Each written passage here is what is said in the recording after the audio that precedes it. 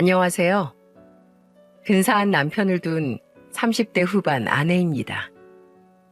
사람의 인생은 마치 무한한 사계절의 반복 같아요. 인생의 매해가 같지 않듯 그 사계절 또한 잎이 푸르른 여름이 길 수도 메마르고 삭막한 겨울이 길 수도 있겠죠. 그리고 그 내면의 추나추동을 어떻게 버티고 이겨낼지는 자신의 마음먹기에 따라 달라지는 거라고 생각합니다. 저는 세상에서 가장 따뜻하고 내면이 단단한 사람을 알고 있어요. 그 사람은 바로 제 남편입니다. 저는 연애 시절까지 도합 17년의 시간 동안 남편이 지나온 사계절을 바로 옆에서 지켜봤어요. 봄꽃처럼 봉우리를 틔운 남편의 젊음은 여름의 햇볕처럼 뜨거운 열정이 됐고, 가을철 추수하듯 열정의 결실을 수확한 자신에 대한 믿음을 식량 삼아 남편은 혹독하고 긴 겨울을 인내하고 견뎌냈죠. 저는 그런 남편의 이야기를 널리 자랑해보고자 난생 처음으로 사연 신청을 위해 이렇게 컴퓨터 앞에 앉았습니다. 남편은 서울에서 유명한 미대를 나왔어요. 저는 그 대학의 다른 과 학생이었는데 3살 많은 남편과는 교양 수업 조별 과제를 하게 되며 인연을 맺게 되었죠. 남편은 사력 있고 섬세한 사람이었어요. 그리고 남편이 그린 그림을 보면 그런 남편의 성격이 아주 잘 드러나는 것 같아 저는 남편의 그림이 참 좋았습니다. 비록 저는 그림의 글자도 모르는 예술 문외한이었지만은요. 가난한 자취생이었던 남편은 입시학원 강사와 편의점 아르바이트를 하며 돈을 벌었어요. 회사원인 아빠와 주부인 엄마를 둔 평범한 집 딸이었던 저는 그런 남편을 도와주고 싶어 데이트 비용을 더 많이 내기도 하고 반찬을 사서 남편 자취방 냉장고에 몰래 채워 넣어주기도 했습니다. 남편은 그런 제게 고마워하면서도 내심 미안한 마음을 감추지 못했죠. 미안하기 뭘 미안해. 나중에 자기 화가로 성공하면 그때 나한테 다 갚아. 알았지? 저는 진심으로 남편을 응원하고 믿어주었어요. 남편은 제가 본 사람 중 가장 재능 있고 누구보다 열정적으로 노력하는 사람이었으니까요. 언제 한 번은 남편이 제게 가족 이야기를 해준 적이 있습니다. 우리 집 사정이 그렇게 좋지 않아. 내가 농사일하는 부모님 밑에서 자랐다고 말했었지?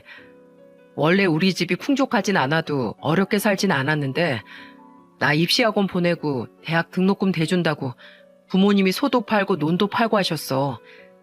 자식이 가고 싶다는 길 돈 때문에 막기 싫으시다고.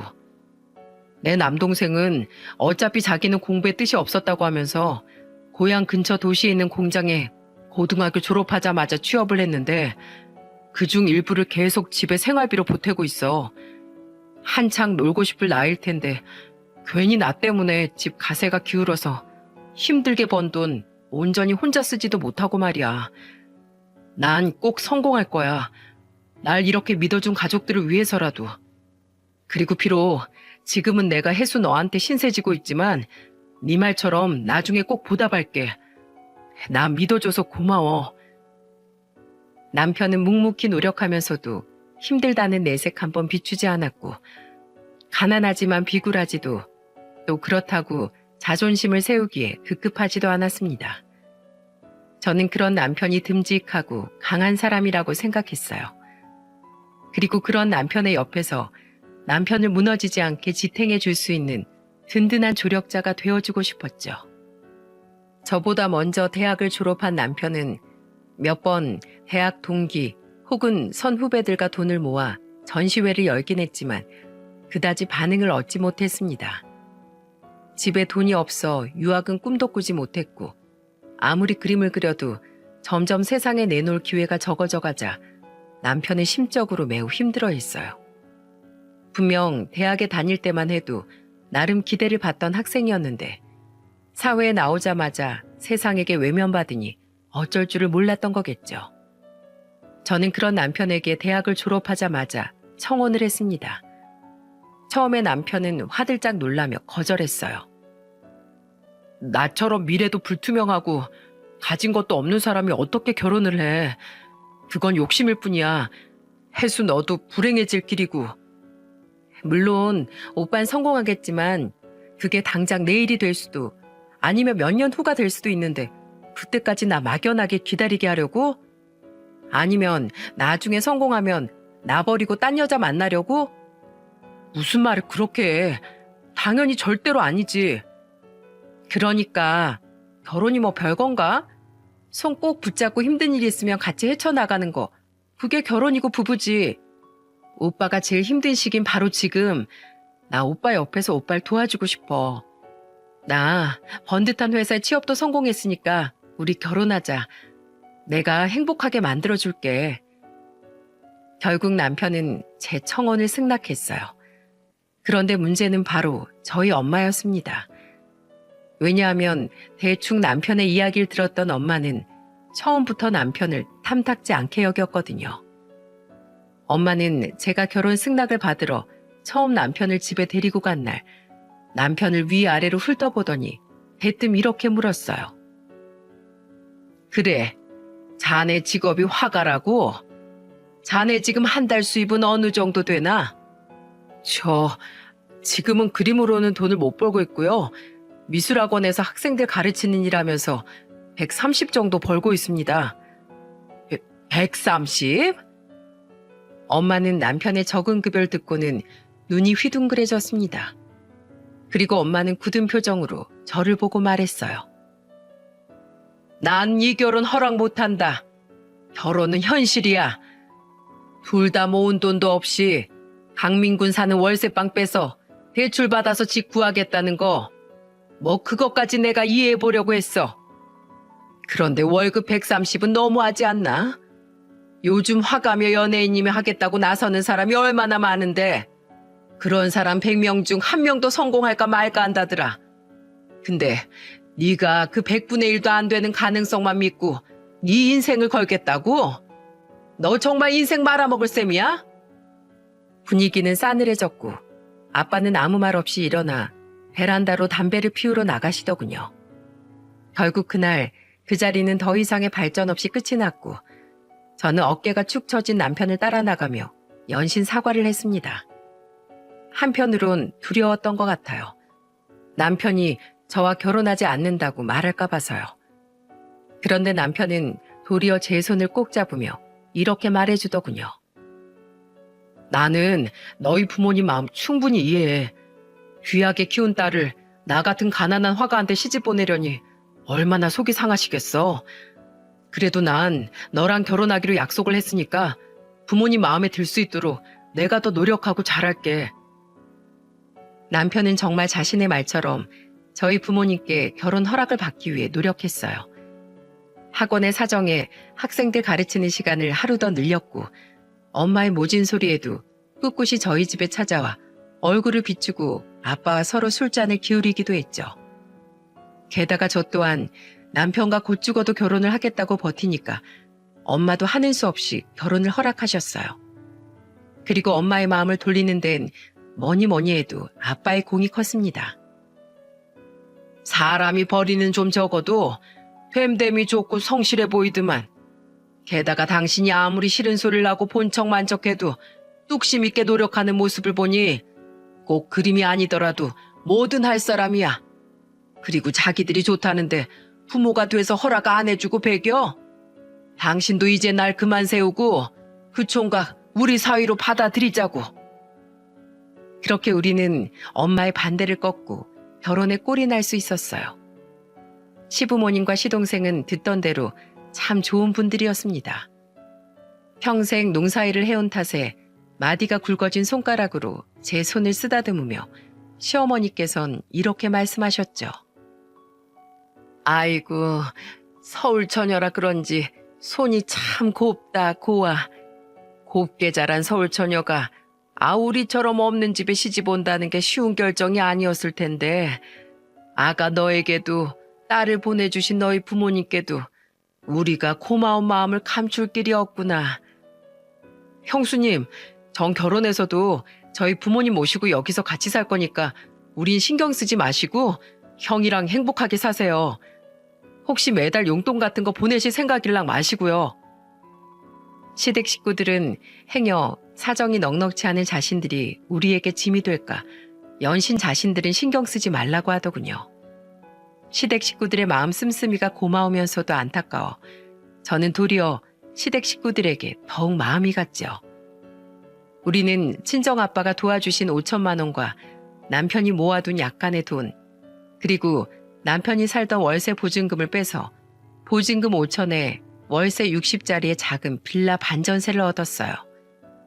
남은 돈으로는 혼수를 채워넣고 결혼식을 올리는 비용으로 사용했죠. 에휴, 첫째 사인 결혼할 때 아파트에 왔는데 전세도 아니고 반전세라니 이거 원.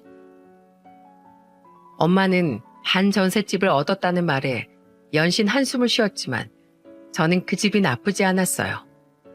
방이 2개나 됐고 제법 널찍하고 볕도 잘 들어오는 거실도 마음에 들었거든요. 연애 3년 후 어렵게 시작한 결혼 생활은 꽤나 고됐습니다. 그래도 둘이서 생활할 땐 그나마 괜찮았어요. 문제는 제가 결혼한 지 2년 뒤 임신을 하면서부터 시작되었죠. 임신한 지 5달쯤 되었을 때 남편은 근심 어린 표정으로 제게 말했습니다. 여보, 나 그림 그만 포기하고 회사 들어갈까 해. 뭐? 그게 무슨 소리야? 우리 아이까지 생긴 마당에 불확실한 내 꿈만 쫓는 건 가장으로서 너무 무책임한 생각인 것 같아. 당신 회사 육아휴직도 무급이잖아. 남편의 말에 저는 눈물이 핑 돌았습니다. 남편이 얼마나 화가로서의 성공을 꿈꿔왔는지 누구보다 제가 잘 알고 있었기에 그런 남편의 결심이 너무도 안타까웠죠. 저는 남편의 손을 잡고 고개를 저었어요. 여보, 그러지 마. 내가 당신 꿈 포기시키려고 당신 설득해서 결혼한 거 아니잖아. 당신이 화가로서의 꿈을 포기하면 난 평생 죄책감에 시달릴 거야. 그리고 나 친정에서 결혼할 때 비상금으로 챙겨준 돈 있어. 그걸로 육아휴직 기간 정도는 버틸 수 있으니까 너무 걱정하지 마. 여보, 내가 뭘 했어. 당신 행복하게 해준댔지? 나만 믿고 당신은 계속 그림에만 집중해. 내 남편 할 수 있다. 아자. 사실 친정에서 챙겨온 비상금이 있다는 건 거짓말이었습니다. 그 돈은 바로 친정엄마가 얼마 전 제게 건네주신 돈이었죠. 남편이 대리운전 일을 나간 평일 저녁, 엄마는 제게 집이냐고 묻더니 갑자기 집으로 찾아오셨더군요. 양손엔 뭔가 짐을 한가득 들고 말이에요. 엄마, 갑자기 웬일이야? 손에 그건 뭐고? 이왕 올 거면 남편이랑 같이 있을 때 오지 그랬어. 내가 뭐 예쁘다고 그놈 얼굴을 보러 오니? 없는 거 알고 왔지? 아유, 냉장고 꼬라지 좀 봐라. 뭐 있는 게 없네, 있는 게 없어. 뭐야, 엄마 들고 온 거 전부 다 반찬이야? 엄마가 2손 가득 가져온 반찬들을 살펴보니 오이지 무침과 두부 부침, 시금치 나물과 제육볶음 등 정말 다양하더군요. 그런데 그중 몇 개는 제가 좋아하는 음식이 맞았지만 나머진 눈을 씻고 봐도 전부 남편이 좋아하는 반찬뿐이더라고요. 특히 엄마표 오이지 무침은 남편이 제일 좋아하는 음식이었어요. 친정에 가면 남편은 흰 밥에 엄마가 만든 오이지 무침만 먹어도 2그릇은 거뜬하다고 말할 정도로 말이죠. 엄마, 사이가 좋아하는 반찬이 많네. 그래, 김서방이 뭘 좋아하는데 우연히 겹쳤나 보다. 엄마는 애써 딴청을 피우셨지만 저는 엄마가 내심 남편을 신경 써주고 있다는 걸 느낄 수 있어 입가에 미소가 걸렸습니다. 그리고 엄마는 저희 집을 한번 휙 둘러보더니 한숨을 푹 쉬시곤 제게 통장 하나를 건네셨어요. 1,000만 원 넣어놨다. 너도 임신한 마당에 조금 있으면 일도 쉬어야 하는데 돈 필요할 거 아니야. 그리고 김서방 그림 그리는데도 돈이 꽤나 들어간다며. 엄마, 나 부를 것 없어. 넌 정말 불효녀야. 내가 시집간 딸년 걱정을 아직도 차납게나 해야 되겠어? 너 이거 절대로 김서방한테 말하지 마라. 내가 도와준 거 알면 그놈이 앞으로도 처갓집 믿고 나태하게 굴지 누가 알아? 엄마, 그 사람 그런 사람 아니야. 그래도 하지 마. 돈 앞에 무너지지 않는 사람 없는 법이다. 기댈 곳이 있으면 사람 마음은 다 해이해지게 되어 있어. 그리고 너희 절대로 둘째는 갖지 마라. 지금 찾아온 아기 하나만 낳아. 아기 하나 가진 것만으로도 지금 이렇게 벅차하는데 둘째까지 생기면 어떻게 감당할래? 둘째 낳으면 첫째까지 다 개고생시키는 거야. 엄마 말 명심해. 저는 다음에 건강한 아들을 출산했고 반년 뒤 돌도 안 된 아들을 어린이집에 맡긴 후 복직을 해야 했습니다. 그리고 그 해에 제 여동생 또한 결혼을 했어요. 어느덧 저희 부모님은 사위셋을 모두 보게 되신 겁니다. 우리 세 자매가 모두 결혼을 하자 친정 모임 자리는 무척이나 북적거리게 되었죠. 사위셋의 언니가 낳은 딸 제 아들까지 더해지니 말이에요. 형부는 골프 사업으로 자수성가한 사람이었고 제부는 대기업 연구직으로 일하고 있었습니다. 형부만큼 부자는 아니었지만 제부는 본디 집 사정이 넉넉했던 사람인지라 제부 또한 결혼할 때 서울에 아파트 한 채를 마련해 왔었어요. 그렇다 보니 엄마 눈에는 제 남편이 더 미워 보였던 모양인지 엄마는 친정 모임만 했다 하면 제 남편을 구박하시더군요. 우리 큰사위 굴비 좋아하지? 자, 제일 실한 놈으로 먹어. 큰일 하는 사람은 잘 먹고 다녀야 돼. 우리 막내 사위도 많이 먹고. 형부와 제부만 챙기는 엄마를 보며 남편은 쓴웃음을 지은 채 묵묵히 밥을 먹었습니다. 저는 그런 남편이 안쓰러워 엄마가 남편에게만 주지 않은 굴비를 발라 남편 밥 위에 올려주었어요. 그런데 엄마는 제 남편을 눈으로 흘기며 뻔히 들으라는 듯 투덜대셨죠. 에휴, 그것도 입이라고 맛있는 건 알아가지고. 애 낳고 몸조리 제대로 못하고 다시 일하는 자기 마누라 입에 하나라도 더 넣어주지 못할 망정. 여보, 그만해. 뭐 예술가가 이름 날리는 게 쉬운 일인 줄 알아? 배고픈 시기가 길수록 성공의 맛이 더 단 거야. 많이 먹게 김서방. 이 예술이라는 게 보통 힘든 일이 아니야. 그렇지? 아빠는 제 남편의 등을 두드리며 엄마에게 눈치를 주셨어요.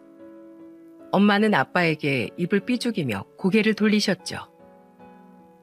장모님, 제가 이번에 우리 동서한테 고마운 일이 많았어요. 제가 요새 그림에 취미가 들어서 그림 살 일이 좀 있었는데 뭘 사야 하는지 도통 모르겠다 보니 김서방한테 같이 좀 봐달라고 부탁했거든요. 김서방 안목이 아주 탁월해요. 벌써부터 가격이 오른 그림이 2점이나 된다고요. 다들 제가 화가인 손아래동서 뒀다고 하니까 절 얼마나 부러워하는지 몰라요. 김서방 덕분에 제 면이 아주 단단히 섰어요. 그림을 잘 보면 뭐합니까? 정작 본인은 사서 투자할 돈이 없는데. 아, 죄송해요. 둘째 형님 들으시라고 한 말은 아니었어요. 여보, 그만한 벌이 안 되는 건 우리도 마찬가지야. 그림 앞에선 영 까막눈인 사람이 왜 끼어들어? 형부는 제 남편을 무척 좋아해 주었습니다. 반면 결혼한 지 얼마 안 된 제부는 은근히 저희 엄마를 따라 제 남편을 무시하는 발언을 종종 내뱉었죠. 다행히 제 동생이 먼저 자기 남편에게 면박을 주는지라 제가 참고 있긴 했지만 언제 한 번만 걸려라 하는 식으로 저는 제부를 벼르고 있었어요. 형부는 종종 제 남편과 따로 만나 술을 사주기도 하고 남편이 비싸서 차마 못 가던 전시회를 데리고 다니기도 했습니다. 언제 한 번은 언니네 부부가 저희 집으로 놀러 온 적이 있었는데 그때 남편과 술을 한잔하던 형부는 남편에게 이런 말을 하시더군요. 자네 힘내. 나도 집이 원체 가난했어서 이렇게 성공하기까지 정말 힘들었어. 가진 무시에 조롱에 있는 놈들 수발까지 자처하면서 말이야. 그래도 난 자네를 보면 알아. 심지도 굳고 성품도 좋고 성실한 자네 같은 사람은 뭘 해도 꼭 성공할 거야. 터널이 좀 어둡고 길면 어떤가? 터널엔 분명 끝이 있기 마련이야. 게다가 자네한텐 누구보다 든든한 지지자인 처제가 있지 않나. 저런 훌륭한 배필을 얻은 것만으로도 자네 인생의 절반은 성공한 거나 마찬가지지. 안 그런가? 첫 아들을 낳고 2년 뒤 저는 딸 한 명을 더 출산했습니다. 둘째는 절대 낳지 말라던 엄마의 당부가 떠올랐지만 이미 우리에게 찾아온 소중한 생명을 저는 포기할 수가 없었어요. 아니나 다를까 그때 엄마가 저와 남편에게 얼마나 화를 냈는지 모릅니다. 너희들 정말로 첫째까지 굶겨 죽일 작정이야? 내가 둘째 낳지 말라고 했잖아. 아직 그 반전세 집에서 벗어나지도 못했으면서 어떻게 살려고 그래? 안 낳기만 하면 다야? 이 책임감 없는 것들아. 김서방 자네도 그래. 자식들 제대로 키울 돈이 없으면 자네부터 조심했었어야지. 남들은 딸 자식 시집 보내면 사위 덕에 웃을 일만 가득하다는데 난 자네만 보면 속병이 나 속병이. 내가 요즘 식당에 걸린 그림만 봐도 부하가 치미네. 자네 생각이 나서. 아휴 속 터져. 엄마는 가슴을 치며 저희 집을 나가셨어요.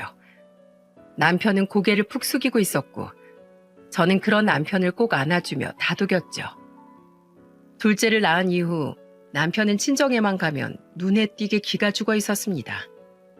그때마다 남편을 다독여 주었던 건 다름 아닌 저희 아빠였어요. 아휴, 명절이라고 꼬박꼬박 얼굴 비추는 저놈한테 내가 고마워해야 하는 건지 오지 말라고 폐악을 부려야 하는 건지 원. 당신 그만 좀 해. 이러다 말로 정말 둘째 사위 말려버릴 작정이야? 김서방이 뭐 돈 안 벌고 가만히 있었어? 둘째 낳은 뒤로 학원도 하나 더 나가고 대리운전도 하루도 쉬지 않고 뛴다는데 그 와중에 꿈 포기 안 하고 그림까지 그리고 있으니 얼마나 장해. 김서방 어깨 펴게. 기죽을 거 하나 없어. 사람이 잔뜩 움츠러들고 살면 기회가 자기 올 곳이 아닌 줄 알고 오던 기회도 도망가 버리는 거야. 날이 갈수록 심해지는 엄마의 구박에 저는 남편에게 친정에 당분간 가지 말자고 말했어요. 하지만 남편은 조용히 고개를 저었죠. 내가 지금 못 낳았다고 장인 장모님께 딸이랑 손주들 얼굴을 안 보여드리면 어떡해. 난 괜찮아. 장모님도 속상해서 그러시는 거 나 잘 알고 있어. 게다가 당신이 없는 살림에도 가끔씩 우리 부모님께 용돈 보내드리고 늙으신 우리 부모님 돕겠다고 주말에 우리 부모님 댁 내려가서 농사를 도와주는 거 나 정말 고맙게 생각하고 있는 거 알지? 부모님하고 같이 살고 있는 내 동생하고 재수 씨도 당신한테 무척 고마워하고 있고 당신이 우리 부모님한테 잘하는 만큼 나도 장인 장모님께 효도하는 사이가 되고 싶어. 지금은 물질적으로 해드릴 수 있는 게 없지만 자주 찾아뵙기라도 해야 내 마음이 편해. 그러던 어느 날이었습니다. 결혼한 지 10년이 되던 해였죠. 형부가 불러서 술 한잔하고 오겠다고 나간 남편은 웬일로 밤 늦게서야 집으로 들어왔더군요. 그런데 남편의 얼굴이 보름달처럼 환해져 있더군요. 여보, 애들 깨. 당신 무슨 좋은 일 있었어? 나한테도 기회가 왔어, 기회가. 뛸 듯이 기뻐하는 남편의 말에 저는 무척이나 어리둥절했어요. 그리고 남편에게 그날 있었던 일을 전부 들은 저는 너무 놀라 입을 다물지 못했죠. 오늘 형님이 부른 술집에 나가보니까 나도 사진으로 본 적 있는 분이 형님 옆에 앉아 계시더라고. 예전엔 세계에서도 인정받은 적 있던 유명한 화가가 말이야. 벌써 70이 훌쩍 넘으셨는데도 풍기는 아우라가 장난이 아니었다니까. 그런데 그분이 왜 거기 계셨는데? 형님이 취미로 그림 모으시잖아. 그런데 일전에 그분 그림을 구하게 되면서 인연이 생겼다나 봐. 그분이 골프를 좋아하시는데 형님이 골프 사업을 하니까 그걸 계기로 많이 친해지셨다네. 있지. 얼마 전에 형님이 내 생각이 나서 내가 선물로 드렸던 그림 몇 점을 그 선생님께 보여드렸대. 근데 그 선생님이 글쎄 내 그림을 보고 날 한번 보고 싶다고 하셨다는 거야. 그래서 형님이 오늘 자리를 마련했던 거래. 남편은 그 화가분과 술을 마시며 그림에 대해 이런저런 이야기를 나누다가 나중엔 가정사까지 털어놓게 되었다고 해요. 우리 부모님이 나 때문에 소 팔고 논 팔아서 결국 가세가 기울었다는 말이랑 나만 믿고 묵묵히 기다려주는 아내가 있다고 말씀드렸어. 처가에도 매번 걱정만 안겨드린 못난 사위인지라 날 믿어주고 지지해준 부모님과 동생, 당신과 아이들을 위해서라도 언젠간 반드시 그림으로 꼭 성공하고 말겠다고 감히 선생님 앞에서 호언장담을 했지. 그런데 선생님이 글쎄 내 인생이 본인 인생과 너무 닮았다고 하시는 거야.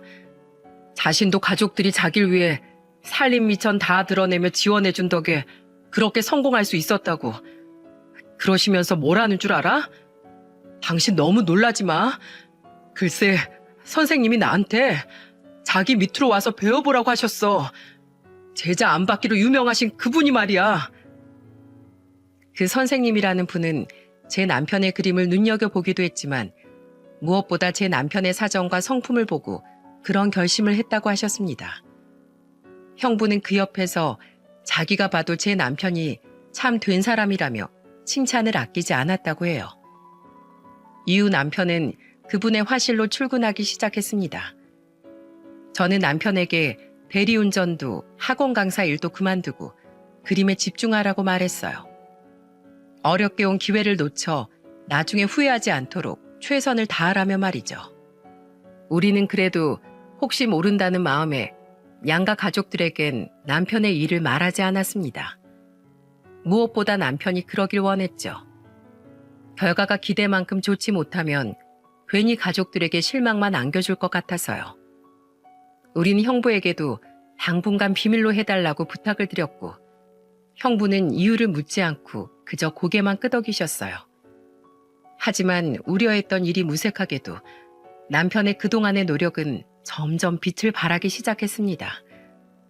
그 선생님은 날이 갈수록 늘어가는 남편의 그림을 보시더니 자신의 전시회에 남편의 그림도 몇 점 걸어보자고 제안을 하셨다더군요. 그리고 남편은 그 선생님 밑에서 배운 지 2년 10개월 만에 그 전시회에 걸린 자신의 그림을 판매할 수가 있었어요. 여보, 선생님 전시회에 걸린 내 그림들 전부 팔렸대. 여보, 내 작품 반응이 너무 좋아. 벌써부터 그리지도 않은 내 그림 사겠다는 사람도 5이나 생겼어.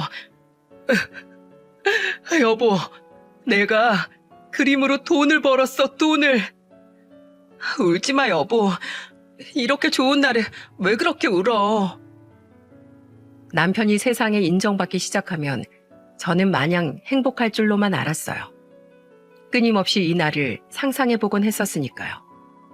그런데 남편의 말을 듣는 순간 주체할 수 없을 만큼의 눈물이 터져 나오더군요. 너무 낡아 보일러조차 계속 고장나 한겨울에 패딩을 입고 집에서 생활했던 기억. 둘째 딸 초등학교 입학할 때 새 가방 사줄 돈마저 빠듯해 언니에게 고개를 숙이고 돈 부탁을 했던 지난날 등이 주마등처럼 스쳐갔죠. 그리고 2주 뒤 아빠의 칠순기념 외식 장소로 향하며 남편은 제게 자랑스럽게 말했습니다. 장인어른 드릴 용돈 봉투에 수표로 5장이나 넣었어. 100만 원짜리로. 뭐? 너무 과한 거 아니야? 그동안 두 분이 못난 둘째 사이 때문에 얼마나 마음고생이 많으셨어. 앞으로 차차 더 많이 보답할 거지만 오늘만큼은 정말 깜짝 놀라게 해드리고 싶어. 식사 자리에서 남편을 선두로 형부와 제부 또한 아빠에게 용돈 봉투를 건네드리더군요. 제법 두툼해 보이는 것이 꽤 많은 돈이 든 것 같았죠. 수표로 용돈을 넣어 상대적으로 얇았던 남편의 봉투와는 다르게 말입니다. 그러거나 말거나 남편은 처음으로 아빠에게 큰 돈을 드리게 되었다는 생각에 마음이 들떴는지 가벼운 손놀림으로 불판에 소고기를 집어먹고 있었어요. 그런데 대뜸 친정엄마가 대놓고 남편을 째려보며 이러시는 거예요. 아휴, 봉투가 얇은 거 보니 택도 없는 돈을 용돈이랍시고 넣었나 보네. 아유, 저 밉상. 당신 이리 줘봐요. 얼마 들었는지 나도 좀 보게. 아니, 나한테 준 용돈을 왜 당신이 먼저 봐? 부부끼리 네 돈 내 돈이 어딨어요? 같이 쓰는 거지. 보자, 우리 큰사이 봉투는 하나, 둘, 셋. 에그머니나 100만 원? 아이고, 우리 큰사이 통도 크지. 고마워, 잘 쓸게. 어디 보자. 우리 막내 사이도 50만 원이나 넣었네. 고맙네, 고마워. 아니에요. 저도 장모님 칠순엔 큰형님께 지지 않게 100만 원으로 드릴게요. 장인어른 칠순 축하드립니다. 이거 나도 분발해야겠네. 장인어른, 이 큰 사이도 진심으로 칠순 축하드립니다. 오래오래 무병장수하세요. 분위기는 굉장히 화기애애했어요. 머쓱하게 젓가락을 내려놓은 남편과 심기가 불편해진 저를 제외하곤 말이죠. 어른들이 그러거나 말거나 옆 테이블에 따로 앉은 우리 애들과 조카들은 신이 나서 고기를 먹고 있었고요. 둘째 사이 건 볼 필요도 없지. 딱 보니 5장 정도 들었겠네. 25만 원일 리는 없고 5만 원이겠구만. 아휴, 5만 원 내고 밥은 신나게 잘도 처먹네. 5만 원이요? 둘째 형님, 이번엔 좀 너무하셨네요. 아무리 그래도 장인어른 칠순인데 5만 원이라니 제가 다 창피해요. 엄마의 빈정거림에 제부는 비웃으며 엄마의 말에 동조했습니다. 저는 너무 열이 받아 제부를 노려보며 한마디 했죠. 제부는 뇌가 없어? 그런 개념 없는 똥 같은 말은 대장에서 올라오는 거야? 내가 진짜 창피한 게 뭔지 보여줘? 언니, 내가 미안해. 당신 언젠가 둘째 언니한테 한 소리 들을 줄 알았어. 낄 때 안 낄 때 구분 좀 해. 왜 이렇게 사람이 철이 없어? 저기서 포크로 고기 먹고 있는 우리 5살짜리 딸보다도 못해, 당신은. 저와 제 동생의 말에 제부는 입을 삐죽이며 흥하고 콧방귀를 끼더군요. 아빠는 다들 그만하라며 말리셨어요. 당신은 말 좀 그렇게 하지 말라니까.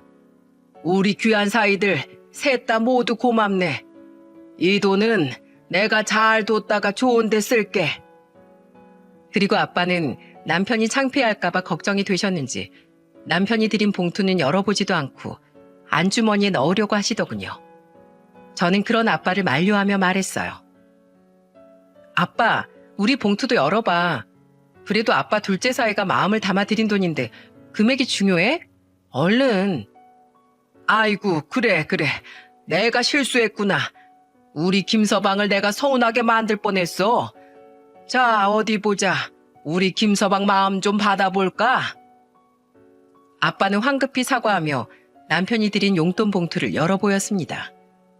그리고 아빠가 그 속에 든 수표들을 꺼내든 순간 친정 식구들은 모두 너무 놀라 입을 떡 벌리고 말았어요. 수표네. 너희 사정도 안 좋은데 뭐 이렇게 무리를 했어. 10만 원짜린가? 0이 하나, 둘, 셋, 넷, 5, 6, 100만 원짜리 5장? 500만 원? 뭐? 500? 아빠는 너무 놀라 순간 모든 행동을 딱 멈춰버리더군요. 엄마는 얼어버린 아빠의 손에서 봉투를 빼앗아 들어 자신의 눈으로 수표의 금액을 다시 한번 확인하시고는 눈이 휘둥그레지셨죠. 자네, 이 돈 설마 어디서 훔친 거 아니지? 자네가 어디서 이런 큰 돈이 나서 우리한테 용돈이랍시고 덥석 줘. 엄마, 훔치기 뭘 훔쳐. 내 남편 그럴 사람 아니거든? 남편은 목소리를 큼큼하고 다듬더니 자세를 고쳐 앉았어요. 그리고 남편은 엄마 아빠를 바라보며 정중한 목소리로 이렇게 말했습니다. 장인어른 장모님, 그거 제가 처음으로 제 그림들 팔아서 번 돈입니다. 제 노력이 그래도 헛되지 않았는지 아니면 운이 좋았는지 드디어 빛을 보려고 하나 봐요. 제가 잘 되는 데는 형님 덕이 무척이나 컸습니다. 형님, 정말 감사드려요. 이 은혜 정말 죽을 때까지 잊지 못할 겁니다. 장인어른 장모님, 그동안 가난한 사위한테 귀한 딸 시집 보내시고 마음고생 정말 많으셨죠? 제가 두 분 마음고생 시켜드린 만큼 앞으로 더 잘하겠습니다. 비록 지금은 500만 원 뿐이지만 두 분께 받은 만큼, 아니 곱절로 더 갚아나갈게요. 남편은 엄마 아빠에게 허리 숙여 인사를 했습니다. 아빠는 그런 남편을 보며 기쁜 표정을 감추지 못하셨고 엄마는 여전히 입만 떡 벌린 채 남편을 바라보고 있었죠. 이미 그림을 판 날 남편에게 소식을 들었던 형부는 껄껄거리며 웃고 있었고 언니와 동생은 영문 모를 표정을 짓다 이내 환하게 웃으며 제 남편에게 축하한다는 말을 건넸어요. 단 한 명 제부만이 입을 꾹 다물고는 굳은 표정으로 남편을 곁눈질하고 있더라고요. 아이고, 장하네 장해. 내 자네가 잘 될 걸 진즉에 알고 있었다만 막상 그날이 정말 오니까 이 기쁜 마음을 주체를 못하겠네. 그동안 고생 많았어. 얼마나 가슴이 벅차신 건지 아빠는 눈시울까지 붉히셨어요. 그리고 엄마는 이젠 고개를 푹 숙인 채 얼굴을 못 들고 계시더군요. 아마 조금 전까지 남편을 구박한 것이 많이 부끄러우신 모양이었어요. 저는 그런 엄마에게 조금 원망스러운 마음 반, 남편이 자랑스러운 마음 반으로 놀리듯 말했죠. 엄마, 왜 그러고 있어? 엄마도 한마디 해야지. 엄마가 나 위해서 그런 건 아는데 그래도 이 사람한테 그동안 모진말했던 거 사과해. 이 사람 아직 유명하진 않지만 곧 유명해질지도 모르는데 밖에 가서 사위 자랑 안 할 거야? 아니 아유 그래 축하하네. 엄마. 그래 내가 그동안 말이 좀 심했네. 난 그냥 다 속상해서 그래서 그랬어. 아무튼 축하해. 고생 많았네.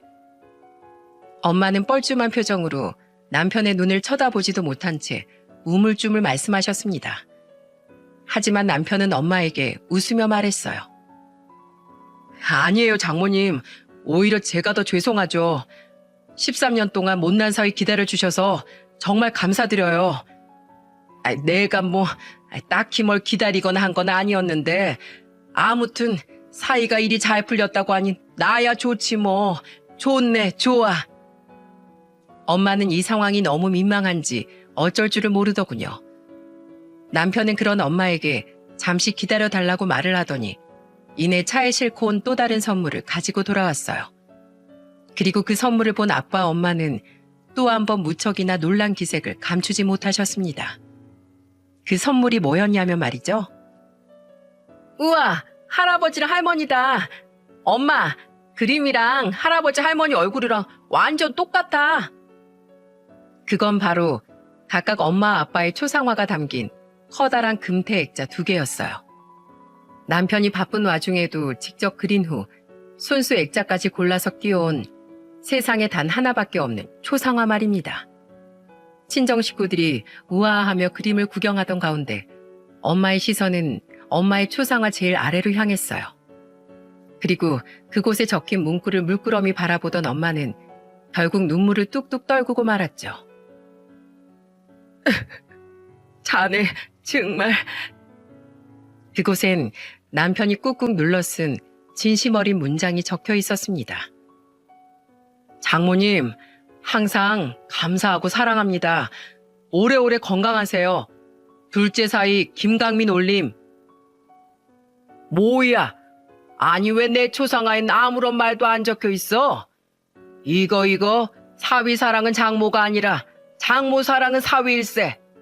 당신 복 받은 줄 알아. 그렇게 구박을 했어도 둘째 사위는 장모가 최고인 모양이야.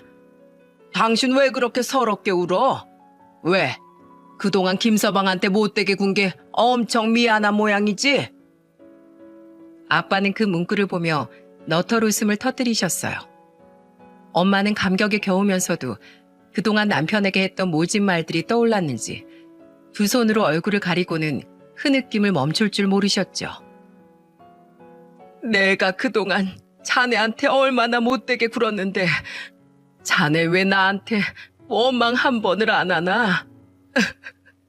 왜 이렇게 날 나쁜 사람으로 만들어? 장모님, 저 다 압니다. 장모님이 말씀은 그렇게 하셨어도 저 몰래 생활비도 몇 번 도와주시고 저 좋아하는 반찬들만 만들어서 종종 싸다 주신 거요.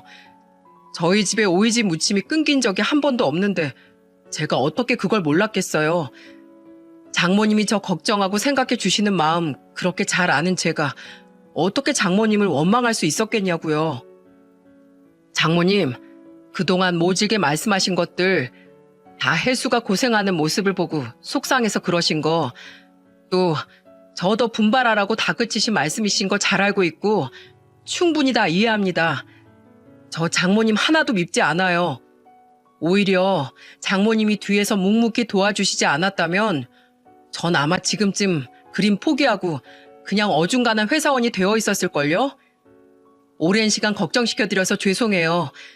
제가 이젠 장모님 입에서 모진 말씀 안 나오도록 더 노력하겠습니다. 그러니까 장모님, 이제 저 없을 때만 저희 집에 몰래 오지 마시고 저 있을 때 오셔서 저 좀 대놓고 예뻐해 주세요. 아휴, 고생하신 사돈 어른들부터 챙길 것이지 뭐 한다고 이런 거창한 걸. 아휴, 고맙네, 고마워. 내가 그동안 자네한테 너무 못되게 군 거 전부 다 사과하네. 정말 미안했어. 엄마, 울지만 말고 살 좀 안아줘. 이 사람 엄마가 매번 첫째랑 막내 사이만 안아준다고 얼마나 형부랑 제부를 부러워했었는데. 에휴, 그래, 우리 둘째 사이 한번 안아보자. 제 말에 엄마는 눈물을 닦으면서 남편을 안아주었습니다. 그 모습을 보고 아빠 또한 찔끔 나온 눈물을 훔치며 두 사람에게 달려들었죠. 나도 좀 안아보자. 그럼 나도 안을래. 결국 저까지 합세해 우리 네 사람은 부둥켜 안고 웃었어요. 애들은 무슨 일인가 싶어 어리둥절해 하다가 결국 어른들을 따라 웃었고, 언니와 형부 그리고 동생은 우리를 보며 박수를 쳐줬죠. 오직 제부만이 머쓱한 표정으로 남편을 바라보다 식사를 끝마치고 룸에서 나올 때 제 남편에게 조용히 죄송하다고 속삭이더라고요. 정말 모두가 행복했던 아빠의 칠순 파티였습니다. 그렇게 1년이 지났고 남편은 1년 새에 유명해지지 못해도 매달 저와 아이들을 먹여 살리기에는 충분할 만큼의 돈을 벌고 있어요. 입소문이 나서 남편의 그림을 찾는 사람이 조금씩 늘고 있고, 내년이나 내후년쯤엔 개인 전시회도 열 수 있을 것 같아 남편은 지금도 열심히 그림을 그리고 있습니다. 그 선생님이라는 분이 아주 우리에겐 귀인이었던 거죠. 남편은 선생님의 화실에서 나와 자신의 작업실을 따로 꾸렸지만 지금도 한 달에 한 번은 그 선생님을 찾아가서 인사를 드리고 온답니다. 선생님은 남편이 성공을 향해 발을 내디딜 수 있었던 건 자신의 덕이 아니라 남편의 인내와 노력, 그리고 실력이 뭉쳐져 만든 결과물이라고 말씀하셨다고 해요. 자신은 아주 약간의 물꼬를 터줬을 뿐이라고요.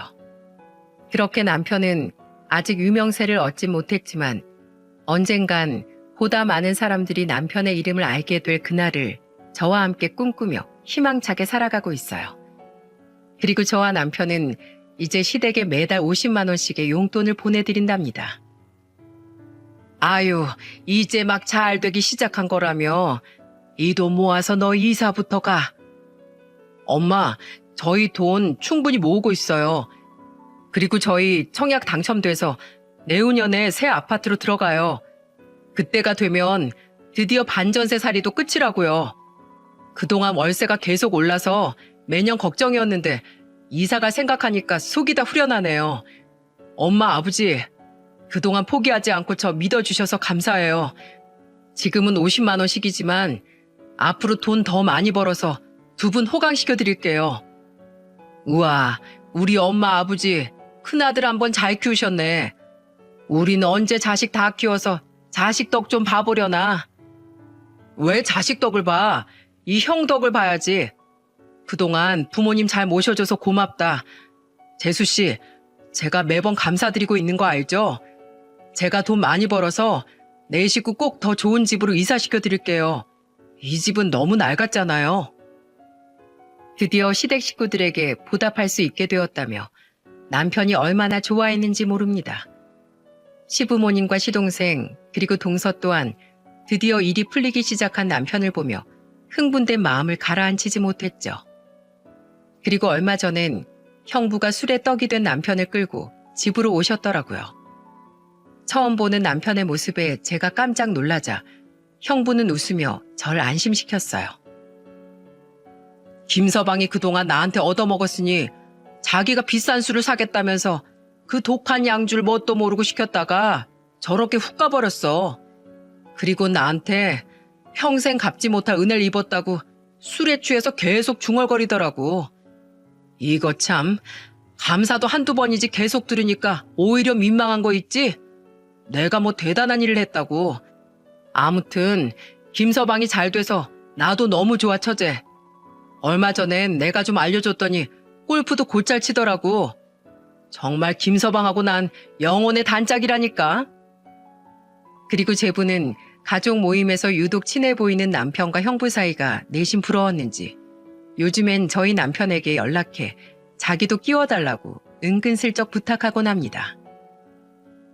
저도 같은 임시 집안 사이인데 좀 껴주세요. 저 외로워요, 형님들. 솔직히 지난날 제 남편을 은근 까내렸던 제부만 생각하면 얄미워서 딱밤이라도 한 대 쥐어받고 싶지만 남편은 뭐가 그렇게 우스운지 연신 웃으며 다음번 형부와의 술 약속에 제부도 꼭 부르겠다고 약속까지 하더군요. 참 사람이 착한 건지 속이 없는 건지 모르겠어서 저는 한숨을 푹 쉬었네요. 우리가 친정에 가면 아빠는 예전보다 남편을 더 반기세요. 한번 뱉은 일은 꼭 해내고야 마는 남편이 그렇게 기특할 수가 없다면서요. 하지만 가장 변한 건 누가 뭐래도 바로 저희 엄마입니다.